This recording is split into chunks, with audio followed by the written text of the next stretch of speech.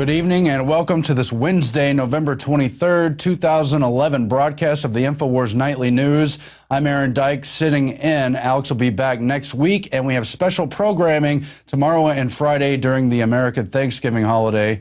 Tonight in the news, what we were told was the first ever devastating cyber attack on an Illinois water pump was apparently not. According to Paul Joseph Watson's report, the DHS advisor hastily told the Washington Post the incident was a foreign cyber attack, despite the lack of any evidence. And it goes on to describe how the DHS and FBI officials have confirmed that they have discovered no evidence of cyber intrusion or any other malicious activity by foreign or domestic actors. This marks a stark contrast to reports last week, which focused around the alarmist rhetoric of Homeland Security Advisor Joe Weiss, who told the Washington Post, "This is a big deal. It was tracked to Russia. It has been in the system for at least 2 to 3 months. It's caused damage. We don't know how many other utilities are currently compromised." Meanwhile, the actual cyber attacks under the Stuxnet worm were directed by the U.S. and Israel. Meanwhile, there are tensions heating up with Russia as Medvedev is apparently angry over continued plans to launch the missile defense system in Romania and Poland, which it sees as a threat and an escalation towards war, but the U.S. claims is merely to fend off a potential threat from Iran. Now, that's been going on for several years, but it comes at a time when Russia's put warships near Syria and in the general proximity of the Middle East as tensions for war there escalate. So we hope this is all just more saber-rattling, but you never know. At the same time, it appears that sort of tension has appeared in the Russian press. We've got a clip here of a reporter who seems to be flipping off Obama during a report. Дмитрий Медведев стал сегодня председателем Организации Азиатско-Тихоокеанского экономического сотрудничества. Ранее этот пост занимал американский президент Барак Обама. На пресс-конференции по итогам форума, который прошел в столице Гавайи в Гонолулу. And that's during coverage of APEC, where obviously Obama and the other American diplomats are trying to reinforce and exert their pressure over the Pacific area. They put in new bases in the Pacific Rim and are trying to menace even China there. Meanwhile, a war crimes tribunal in Malaysia has found former President George W. Bush and former British Prime Minister Tony Blair guilty of war crimes for their role in the Iraq War and all the dubious malicious lies that took us there, all the lies about WMDs and a whole lot more. But don't hold your breath. I wouldn't expect to see them in jail. That's a political definition. Nonetheless, we have video of this. Former U.S. President George Bush and his former counterpart Tony Blair were found guilty of war crimes by the Kuala Lumpur War Crimes Tribunal, which held a 4-day hearing in Malaysia. The 5-panel tribunal unanimously decided that Bush and Blair committed genocide and crimes against peace and humanity when they invaded Iraq in 2003 in blatant violation of international law. The judge And, of course, it's prima facie, but that's not how they analyze these things. Instead, they're just going to start more wars, say it's for peacekeeping or humanitarian purposes. It's because the globalists have a hit list. It did include Iraq. It still includes Syria and Iran, among others. So that is in the war watch. Meanwhile, the European debt crisis continues to mount. Only days ago, Jim Grant, an economist, warned that the central banks are insolvent, and he pointed to the fact that the ECB, the European Central Bank, has expanded its balance sheets mightily under Trichet.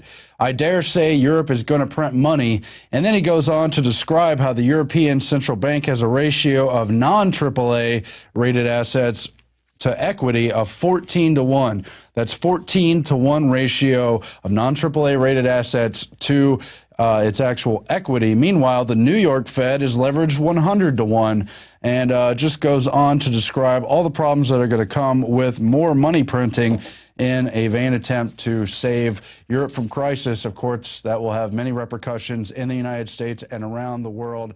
But back to the news, the most recent and 11th GOP debate focused on, among other things, the Iran attack. The debate, of course, was sponsored by a neocon institute, and even many of the questions were asked by some of these foreign policy wonks who always want more war. Of course, the one candidate they tend to ignore is Ron Paul, but he said if they want to bomb something, it's their business and they should face the consequences, Ron Paul said. Israel is quite capable of taking care of themselves.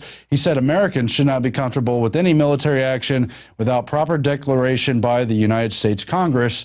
Bringing up the Constitution instead of more cries for war. That's strange. Of course, we have some of the clips from Ron Paul at the debate.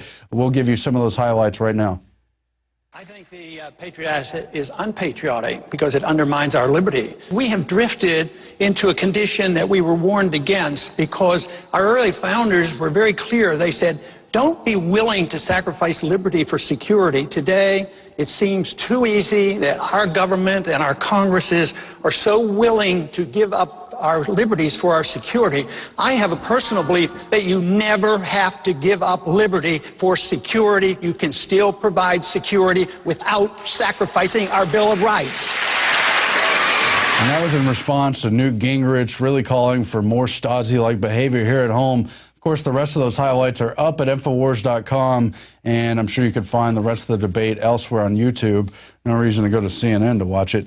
Now, in the food safety realm, a new food bill in New Zealand is alarming because it appears to take away the human right to grow food. The new bill would make a quote, privilege and not a right to grow food. And it goes on to discuss the lack of supposed right to grow food and share it other than government-authorized food, makes it illegal to distribute food without authorization, and defines food as anything including nutrients, seeds, natural medicines, essential minerals, and drinks, including even water. All your just most basic rights. And there's a whole lot more in this article from Investment Watch, but a troubling sign, of course, as we see similar moves here at home. In other news, BPA has been found to spike 1,200% after eating a can of soup, according to a new study. This is a report in AFP. And it says people who ate canned soup for 5 days straight saw their urinary levels of the chemical bisphenol A spike 1,200% compared with those who ate fresh soup. Of course, you've seen our reports warning on BPA over the years.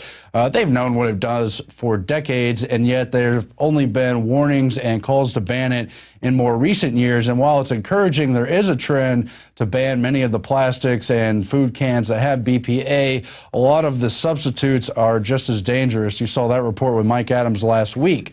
Now, also from Mike Adams of naturalnews.com, a great article where he outlines 10 outlandish things the scientific controllers have in mind for you in the near future. And just to give a little background on this article, it really is preferencing a lot of the long-term goals the globalists have outlined, the kind of stuff the Huxley family has been closely tied to, portrayed in Brave New World, among other things. And Mike Adams writes about the corporate-driven science, which is different from the real science we need to explore our universe and find solutions. But instead, this type of science has its own agenda. It's partially profit-driven. And obviously, there is a control attempt in place as well. And he's got a long list here. We'll go through a lot of it. He talks about the organ harvesting from genetically modified patented pigs. This is something in the near future. We've reported on it in some of Alex's YouTube videos and a whole lot more. It's a cross-species human-pig hybrid, and they're going to grow supposed replacement organs, all genetically modified. Who knows if it's safe, but obviously it'll be sold at a premium. So whose life will it save? Those who can afford it. That's the kind of thing you will see in the future technocratic state. You also see the rise of behavioral vaccines to rewire your brain and eliminate dissent. Now, what exact form this may come in and when is somewhat in question, but this type of chemical lobotomy was talked about in the early 50s by very like Bertrand Russell, who speaks for the elite directly. You've heard before about his quotes, including how diet, injections, and injunctions will create the kind of character the state desires, about how they'll have a separate class of people, the intellectual ruling class, and other types of information for the dumbed-down masses that they only use for their benefits to society. And you've seen also proposals to put things like lithium in drinking water ahead of fluoride to help keep mood in check and more. You've seen proposals for vaccines that will curb mood, fight addictions, fight obesity, and a whole lot more. But really look at what direction this is all going. Now, Mike Adams also talks about the centralized remote monitoring of all your health statistics and vital signs by the police state. He's predicting this will go much further than just digitized medical records on some database. It'll go much further than the secret database of blood that they've been collecting for several decades. States like Michigan have been fighting against it, but really, this is something that was outlined in George Lucas's film before Star Wars, which is all about the rise of the New World Order technocratic state, THX 1138. I don't know if everyone has seen that. Now, THX 1138 really is a dystopic Brave New World Order themed movie where, among other things, you are forcibly medicated, and when the protagonists stop taking their drugs, they're convicted of illegal drug avoidance. That's exactly the kind of thing Mike Adams is talking about here. And it may seem like fiction, but this stuff is pre-programming for the direction we know these New World Order entities are going. And by the way, George Lucas talked about the New World Order, knows all about it. Mike Adams also brings up the total secrecy of all food ingredients, sources, and places of origin. This is already underway. As you well know, the GMO powerhouses have fought and fought to keep labeling off of their genetically modified foods. They don't want people alarmed about the fact that genetically modified foods may have bad consequences. They don't even want people to know the differences. And most of all, they don't want to be able to link any of the bad effects back to those companies specifically. They want to keep the burden of proof extremely high. And that leads to other dystopic things. But the idea of keeping where, how, and what your food is made of is very disturbing indeed. He also predicts the complete criminalization of home-produced foods and medicines, forcing total reliance on factory food production. Not only do they want centralized control of everything in your life from food on down, and all the big government subsidies for corn, soy, and the rest of it have gone a long way already towards that. They want to keep you from that kind of independence. And it may surprise you, but founding fathers, including Thomas Jefferson and others, warned that the power of government would take over the power over food and medicine as well. And they warned about it back then. That's part of the reason they wrote the Constitution and brought in the Bill of Rights. Mike Adams also warns about the unleashing of global bioweapon pandemics through seasonal flu shots. And yes, it may surprise you if you haven't studied the issue, but they do introduce diseases, whether on purpose or not, through these new inoculations and the very controversial way they are produced. And yes, it does have a population control aspect that could, among other things, dumb down or eliminate lower IQ people the state does not want anymore. He also predicts the total government control over your reproduction and genetic code of your offspring. This is also happening. You've seen that in themed films like Gattaca, but it's really the rise of A, global infertility since the rise of global government, and it's B, a Brave New World Order system where the state authorizes who's born, and they will hold the solution for infertility at a cost, at a premium, and only those the state approves of who work within the state systems will be allowed to have children. It's sad but true, and if it doesn't seem possible, I encourage you to do further research. He also predicts wireless brain implants used by law enforcement to pacify crowds, and the genetic engineering of super soldiers, as well as the use of electromagnetic activation of metals and crystals injected in you through vaccines that could cause you to stand down or be immobilized. It could all be done in the name of science. And since at least the 20s, the Rockefeller Foundation and other powerhouses of finance and influence have controlled a lot of the research and development of science. Unfortunately, things are going in that direction. You've seen the crackdown on farms, vitamins, raw milk, and a whole lot more. And we better be on watch for this kind of thing. There is a transhumanist agenda, by the way, and that has a lot to do with the Huxley family. Alex asked me a few weeks ago to do a report on Julian Huxley, Aldous Huxley, and their influential grandfather, who worked hand in hand at the Royal Society of Science in the UK with Darwin to use evolution as a wedge for what really was eugenics control. And that report is forthcoming. I've done a lot of research, and I'm going to bring you that in the near future. So be on the lookout for that. Finally, in the news, AllGov has posted really what is an old example, the U.S. State Department's website that attacks conspiracy theories that include September 11th, health freedom, and a whole lot of others. Now, this has been up for a while, but it remains important because this is a continuing attempt to kettle free speech on the internet to find a pretext to clamp down.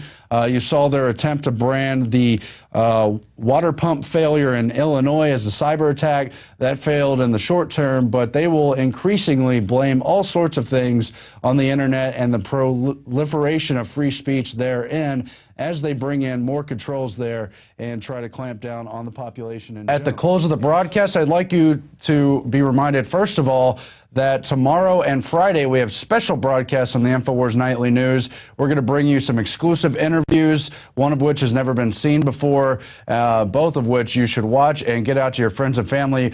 Right now through the end of November, we also have a 15-day free trial of PrisonPlanet.tv. You could try it out, see how great the InfoWars Nightly News is, watch Alex's live radio show 3 hours every day, and all the other special things we offer. We also have special discounts for the holiday season.